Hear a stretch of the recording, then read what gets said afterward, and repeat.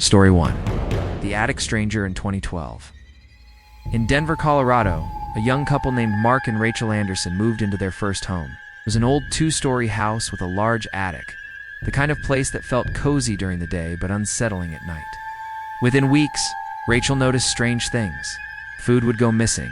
Lights she swore she turned off would be on again.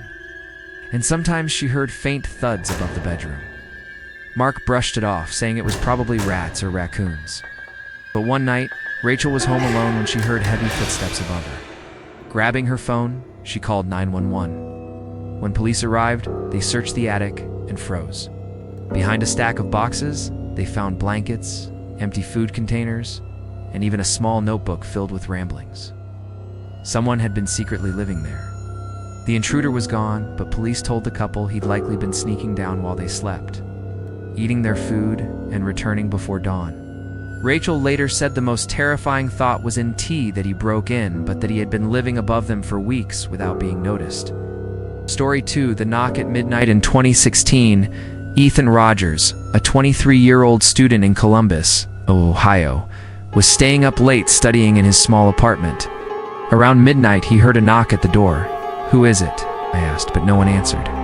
The knock came again louder. He peeked through the peephole, but saw nothing. A chill ran down his spine. He backed away, only to hear a faint whisper. "Let me in." Terrified, Ethan called the police. But before they arrived, the knocking grew violent, shaking the door on its hinges. Then it stopped. When officers finally showed up, they found muddy footprints outside the door and scratch marks near his window.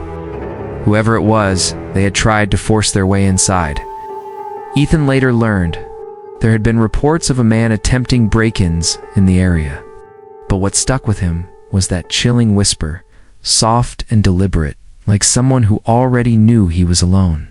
Story 3.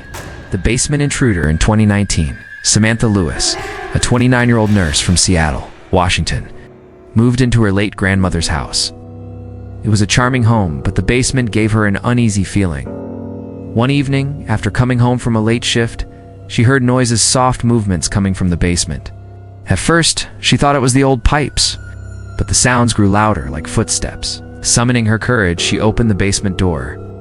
A foul smell drifted up. She grabbed a flashlight and went down. In the corner, she found a mattress, food wrappers, and even an old radio plugged into the wall. Someone had been living there. Before she could react, she heard breathing behind her. She turned and saw a gaunt man stepping out of the shadows. His clothes were filthy, his eyes wide and unblinking. Samantha bolted up the stairs and slammed the door shut. She called the police, who arrested the man shortly after. They told her he had been hiding there for weeks, sneaking upstairs when she was at work. For Samantha, the realization was horrifying. Every night she slept upstairs, unaware someone was just below her, listening.